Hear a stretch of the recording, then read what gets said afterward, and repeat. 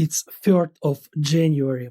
I now have a short vacation. I got the opportunity to go home and spend a few days with family and friends. Yesterday, we organized a trip around the outskirts of Kiev, through both towns near the capital that were occupied or destroyed by Russian troops in the first days of the war. Now, these towns are also objects of cultural significance. A few months ago, the artist Banksy drove through these places and left about half a dozen of his drawings on houses destroyed by the Russians.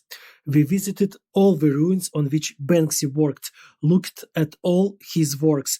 They are very different, but united by a common idea, the idea of the victory of the weak over the strong, the idea of the invincibility of the free spirit in the face of even mortal danger. These are good works. They are really very strong, but the ruins themselves make a much stronger impression. Dozens of residential multi-story buildings destroyed by artillery fire or air bombs. Most of these houses were destroyed not even in the first days, but in the first hours of the full-scale Russian invasion.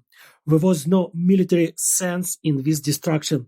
There were no Ukrainian soldiers or officers. There were no headquarters or weapons depots. Russian bombs fell on ordinary residential buildings in which there were unarmed civilians. It was a conscious bet of Russia.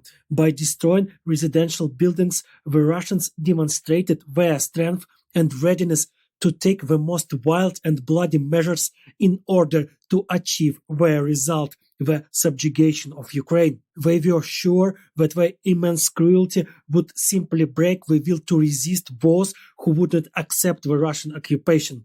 Moreover, apparently the Russians did not believe that there would be many of those who would oppose them. They were sure that the Ukrainians would be happy to be occupied by the Russians. On the eve of the beginning of the invasion, the employees of the Russian consulate were not even evacuated from Kharkiv. In Moscow, they believed that the city would not resist the invaders, that they would enter Kharkiv on a victorious march, and the consulate employees would become employees of the occupation government on the evening of the very first day of the invasion. There was no plan B, no instructions in case the invasion went according to a different scenario. The Russians did not have anything, only a bet on terror and the expectation that the Ukrainians will not resist.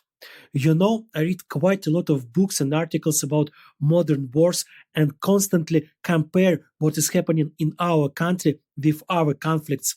Take, for example, the American invasion of Afghanistan. The Americans had several different plans for fighting there. Moreover, plans that were quite flexible and implied the ability to switch from one to another in short periods of time. The Americans had the most modern weapons and the most advanced technology. They spent $1 trillion on the war in Afghanistan. And what is the result? The Taliban, for the sake of whose destruction the invasion began, are back in power and again doing what they want. Russia no longer has any plan of action. There is not even clear war goals. Money is getting smaller every day.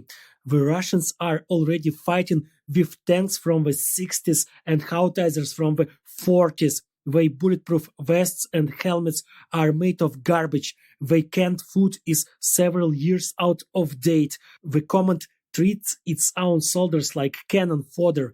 Russians kill and die for no reason at all, for some idiotic ambitions of an old man who has gone out of his mind and decided to write his name in the history books at all costs. The invaders are waiting for death, captivity, or injury.